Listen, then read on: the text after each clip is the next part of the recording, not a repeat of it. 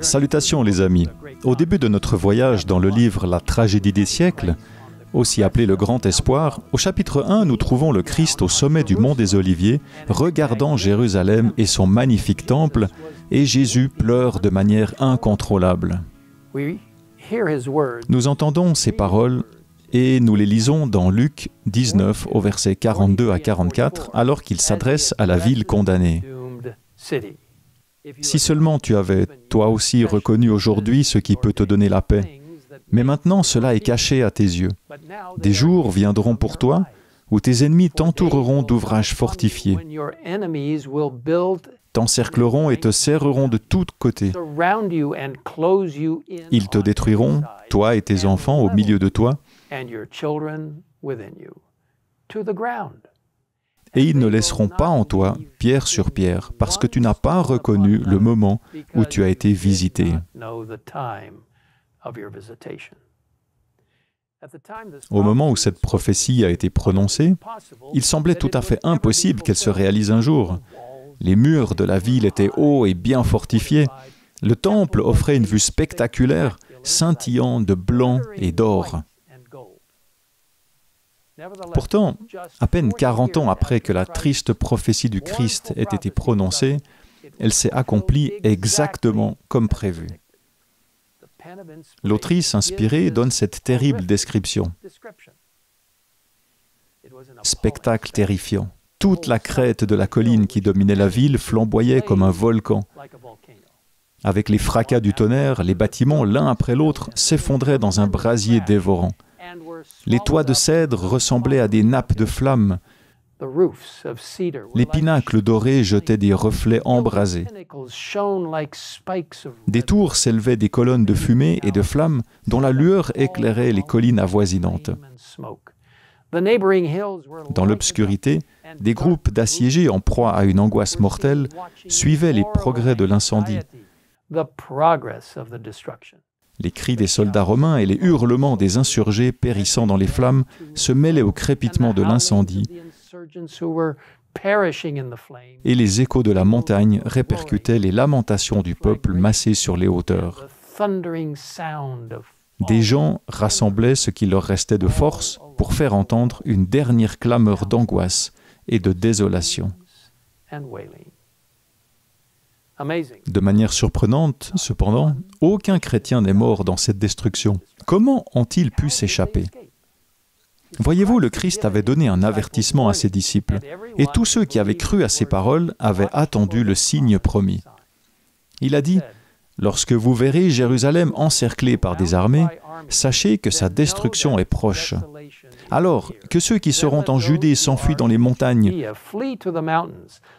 que ceux qui seront à l'intérieur de Jérusalem en sortent, et que ceux qui seront dans les champs n'entrent pas dans la ville. »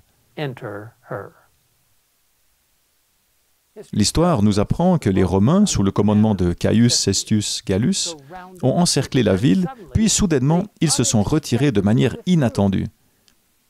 Ellen White écrit « Dieu, dans sa miséricorde, dirigeait les événements pour le bien de son peuple. Le signe promis avait paru, et l'occasion était donnée aux chrétiens sur le qui-vive et à tous ceux qui le voulaient d'obéir à l'ordre du Seigneur. Lorsque les Romains sont revenus sous le commandement de Titus, tous ceux qui avaient entendu l'avertissement du Sauveur avaient déjà fui. La prophétie nous avertit que ces scènes vont se répéter, mais à une échelle beaucoup plus grande. Nous lisons « La prophétie du Seigneur touchant Jérusalem doit avoir un autre accomplissement, dont ce néfaste événement n'est qu'une pâle image. Dans le triste sort de la cité élue, il faut lire ce qui arrivera à un monde qui a rejeté la miséricorde de Dieu et foulé aux pieds sa loi, à contempler les conséquences de la réjection de l'autorité du ciel. Le cœur se serre et l'esprit se trouble. Mais une scène plus lugubre encore est cachée dans l'avenir. Néanmoins, nous ne devons pas avoir peur. Tout comme Jésus a averti ses disciples de la destruction de Jérusalem, il a aussi averti le monde de sa destruction. Il nous a donné des signes de l'approche de ce grand jour, afin que tous ceux qui le veulent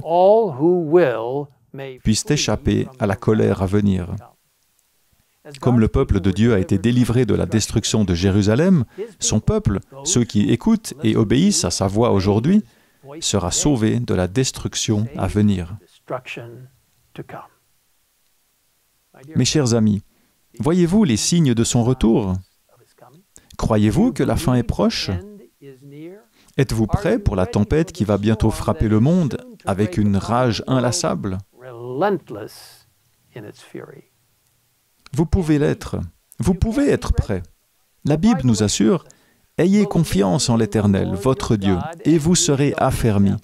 Ayez confiance en ses prophètes, et vous réussirez. » Une fois de plus, je vous encourage à vous procurer une copie de ce merveilleux ouvrage intitulé « La tragédie des siècles », disponible en téléchargement gratuit et en plusieurs langues sur le site greatcontroversyproject.org. Que le Seigneur vous bénisse et vous guide pendant que vous lisez ce livre dans la prière.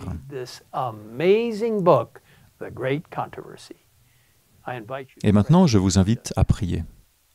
Père Céleste, bénis les milliers, les millions de personnes qui liront le livre « La tragédie des siècles ».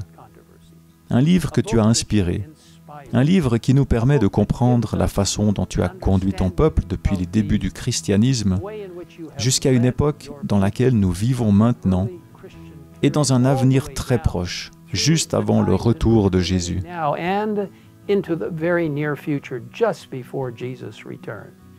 Seigneur, bénis les personnes qui liront ce livre et qui mettront en corrélation les événements avec les prophéties bibliques. Seigneur, aide-nous à comprendre que, quelle que soit la situation à laquelle nous sommes confrontés, par la grâce de Dieu, si nous mettons notre confiance en lui, il nous guidera. Il nous donnera un moyen d'échapper selon sa volonté.